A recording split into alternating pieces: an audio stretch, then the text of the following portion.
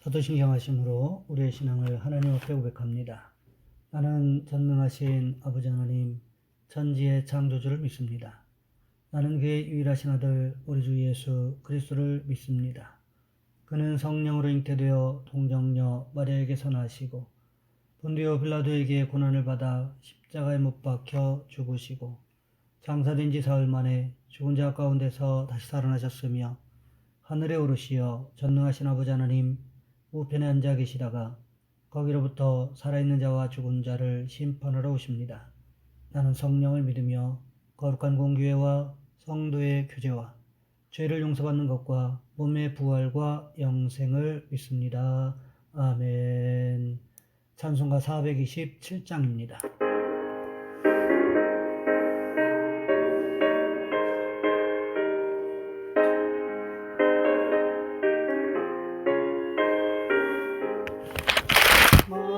만만한 사람 복이 있나니 천국이 저들의 것이니요. 늘 애통하는 이 복이 있나니 그들이 위로를 받으리라. 온유한 사람은 복이 기업이 될 것이요. 의사무하는 이 복이 있나니 그들이 배부를 것이로다. 긍휼히 여기면 복이 있나니 긍휼히 여김을 받으리라. 마음 정결한 사람 복이 있나니 그들이 하나님 볼 것이라.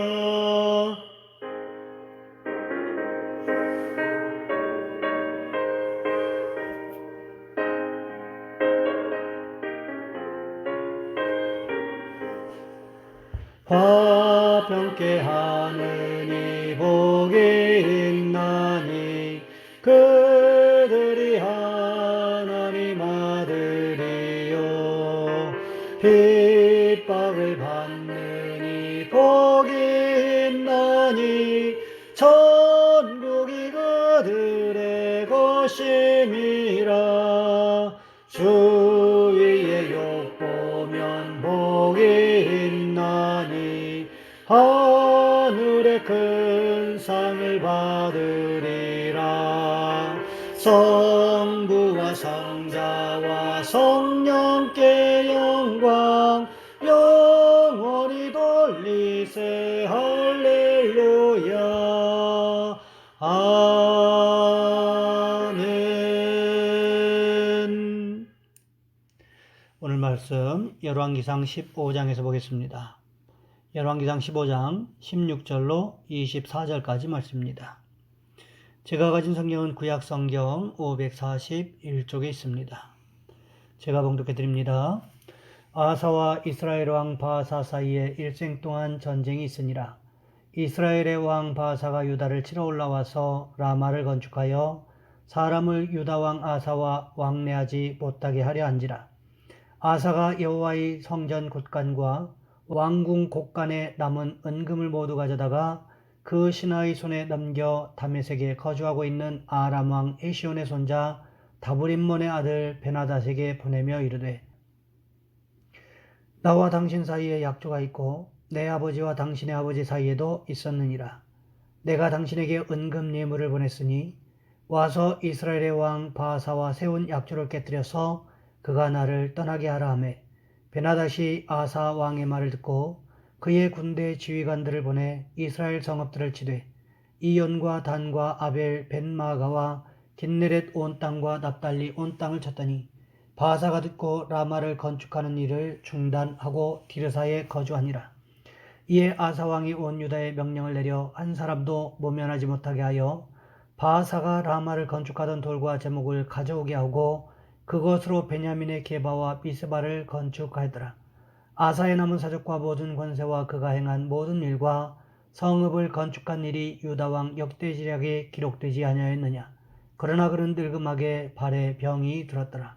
아사가 그의 조상들과 함께 자매 그의 조상들과 함께 그의 조상 다윗의 성읍에 장사되고 그의 아들 여호사밧이 대신하여 왕이 되니라. 아멘. 오늘 본문의 말씀을 가지고 누구를 의지할 것인가 라는 제목으로 함께 말씀을 살펴보겠습니다. 세계적인 스코틀랜드의 역사가인 토마스 카일라일이 이런 유명한 말을 남겼습니다. 역경을 견디어내는 사람이 100명이라면 번영을 견디어낼 수 있는 사람은 한 사람에 불과하다. 무슨 말입니까? 역경에서 자신의 마음을 지켜낸 사람도 번영이 오면 너무나 쉽게 그 마음이 무너져 내린다는 것이지요. 그 대표적인 사람이 바로 다윗이었습니다. 다윗이 누구입니까? 하나님의 마음에 합한 사람.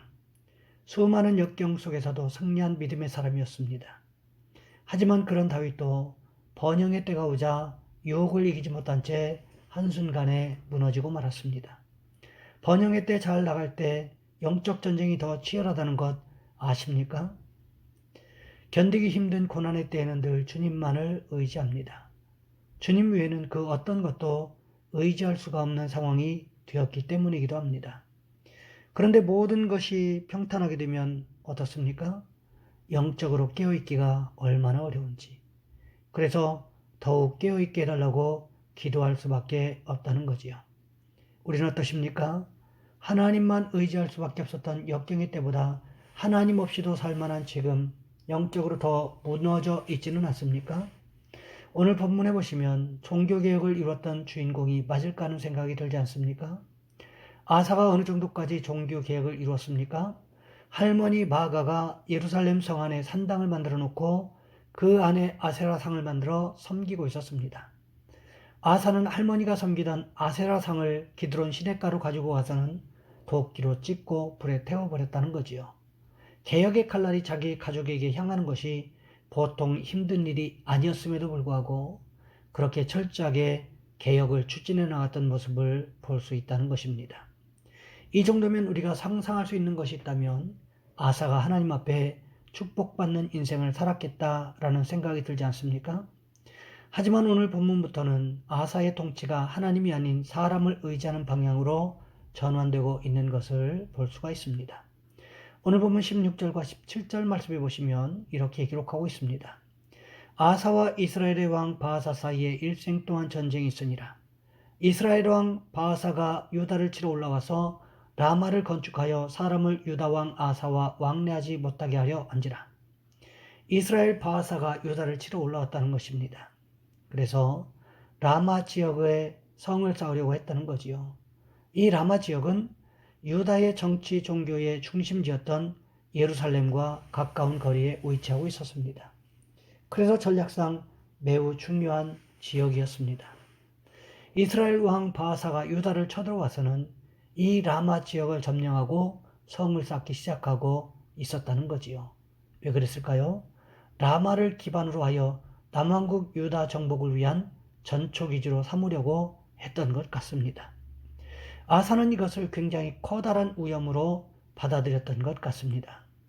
어떻게 해서든지 바하사의 정책을 무너뜨려야만 한다는 압박감을 느끼고 있었습니다.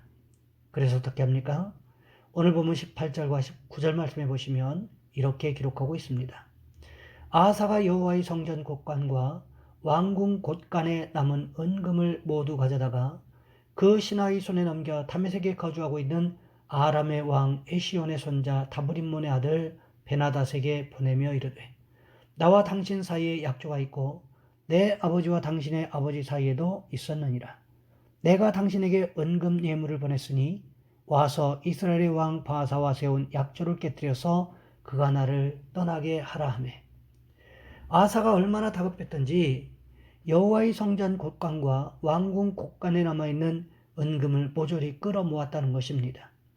이미 르호보암 왕 때에 애굽 왕 시삭이 예루살렘에 쳐들어와서 성전의 보물과 왕궁의 보물을 다 빼앗아간 상태였습니다.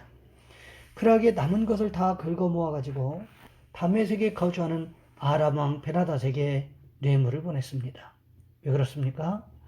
아하사가 판단하기에 남왕국 유다의 힘만으로는 이 상황을 타개할 수 있다는 생각이 들지 않았기 때문에 그렇습니다. 쉽게 말하면 지원군이나 용병을 요구했다고 보아야 할 것입니다. 이것이 그냥 보통의 왕들이 했던 행동이라고 한다면 그럴 수도 있겠다라는 생각을 할 수도 있을 것입니다. 하지만 아하사가 누구였습니까? 우리가 살펴보았던 것처럼 자기 할머니 마아가가 섬기던 아세라상까지 찍어버렸던 종교개혁을 이루었던 장본인이었습니다. 그런데 지금 무슨 일을 하고 있습니까? 정작 자신이 다급할 때에는 하나님을 의지하는 것이 아니라 다메섹의 베나닷을 의지하더라는 것입니다. 다윗은 이런 때에 어떻게 했습니까? 다윗은 가장 힘들고 어려울 때 심지어 죽음의 위기 앞에서도 어떻게 행동했습니까? 그는 가장 힘들고 어려운 때 심지어는 죽음과 나는 한 걸음 차이라고 고백하는 그 당시에도 어떻게 했습니까? 오직 하나님만 의지하는 모습이 있었다는 것입니다. 엘라골짜기에서 골리앗과 싸울 때도 그는 하나님의 이름을 선포했습니다.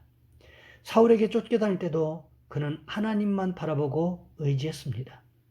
심지어 다윗을 죽일 수 있는 기회가 있었음에도 불구하고 그는 하나님의 기름 부으심을 받은 사람을 죽일 수 없다고 고백하면서 사울을 살려 주었다는 거지요. 그뿐만이 아닙니다. 아들 압살롬의 반역에 의해 쫓겨다닐 때에도 하나님의 뜻이 무엇인지에 관심이 있었다는 것입니다. 하지만 오늘 본문에 보시면 종교개혁을 이루었던 아사는 이스라엘 왕 바하사가 쳐들어왔을 때 하나님을 바라보는 것이 아니라 인간적인 도움을 의지하고 바라보았던 모습을 오늘 본문은 기록하고 있다는 거지요. 그러다가 보니까 아사의 종교개혁이 반감되는 모습들을 볼 수 있게 됩니다. 베나닷이 북왕국 이스라엘을 쳐들어왔습니다. 그러다가 보니까 바하사가 라마를 건축하는 일을 중단했다는 거지요. 동일한 사건을 기록하고 있는 역대하 16장에 보시면 아사가 베나닷을 의지한 사건을 가지고 선견자 하나니가 찾아옵니다. 하나님께서 선견자 하나니를 통해서 아사 왕을 책망한 내용이 기록되어 있습니다. 역대하 16장 7절부터 9절까지 말씀해 보시면 이렇게 기록하고 있습니다.